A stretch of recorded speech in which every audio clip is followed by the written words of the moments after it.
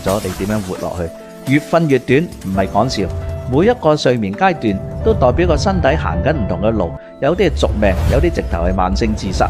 今日呢條片就同你一次過拆晒所有睡眠時長，到底對身體有咩影響？先講嗰啲一日只瞓1到2個鐘嘅人，呢個時長基本上已經等於長期通宵邊緣，大腦根本冇時間清走 β 澱粉樣蛋白。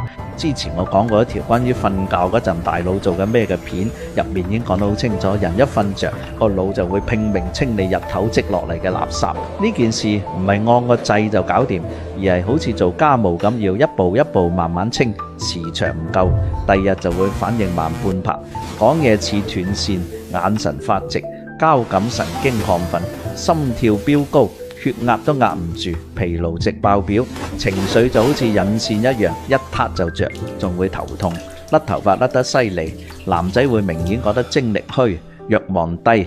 如果連續幾日都係瞓1到2個鐘，基本等同輕微腦震盪狀態，判斷力失靈，出車禍風險翻幾倍。免疫細胞活性暴跌，病毒一黐身就好易病。呢個已經唔係捱夜，而係拎條命嚟燒。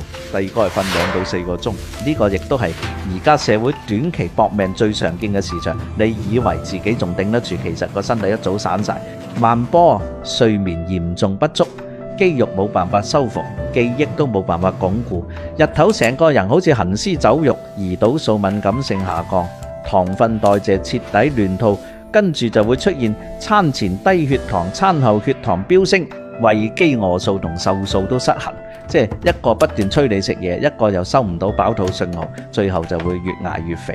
唔係你懶，而係個身體逼你食。前額葉功能減弱，自控力崩盤，人會易怒、焦慮、偏執，心臟負荷持續拉高，心悸心慌開始出現，長期咁樣心血管病遲早會揾上門。第三個係瞓4到6個鐘，呢個亦都係大部分人嘅常態。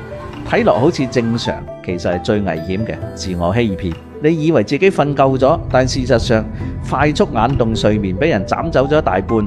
做夢、情緒消化、壓力釋放同埋大腦整理記憶，全部都靠佢。一旦少咗，白日啲情緒消化唔到，壓力放唔出，人會無啦啦煩躁，做嘢冇耐性，反應變慢，專注力碎片化。你望住部手機半個鐘之後，先發現個腦一片空白。最關鍵嘅係呢種瞓法會搞到朝早起唔到身，夜晚又瞓唔着。最折磨就係咁樣，惡性循環。代謝率降低，脂肪更易囤喺腰腹，皮膚都會越來越殘。即係話你唔係老得快，而係長期瞓唔夠，長期4到6個鐘，等同慢性輕度睡眠剝奪，糖尿病、高血壓同腦中風風險全部都會上調。唔好再當自己正常。第4個係瞓6到8個鐘，呢個先係而家醫學同流行病學公認嘅黃金區間。完整睡眠週期可以行完，慢波深睡夠，記憶鞏固到，身體修復做得到，生長激素分泌正常，唔會狂泄肌肉，精神都在線。不過呢個唔算養生，只不過係人體默認設定。如果你可以長期維持住，身體就會停留喺同你年紀相符嘅最好狀態，未必完美，但係最穩陣。第5個係瞓8到10個鐘。好多人都以為瞓得越耐越好，其實呢個觀念好錯。去到呢個區間嘅人，通常分2類，一類係長期欠瞓之後補覺，即係個身體喺度還債，偶爾1、2次問題唔大；另一類係日日都瞓咁耐，呢種情況會拉長睡眠慣性，起身成個人昏沉，個腦發懵，愈瞓愈攰，體內炎症因子會上升，全身處於低度炎症，關節酸脹，周身乏力。研究都顯示，長期瞓超過9個鐘嘅人，死亡率同心血管風險反而高過7個鐘嗰組。最後一個係瞓10到12個鐘，呢種多半已經係病理性嗜睡，正常人根本冇可能長期瞓到咁耐。能夠去到呢個時長，通常代表身體真係出事，睡眠結構爛晒，深睡少、淺睡多，瞓再耐都唔解乏，仲可能夾雜睡眠呼吸暫停、甲狀腺功能減退、貧血、抑鬱或者慢性疲勞。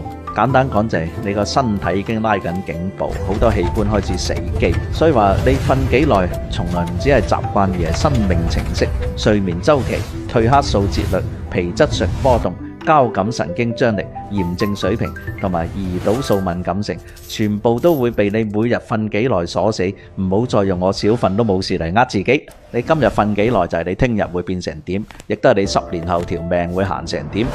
你瞓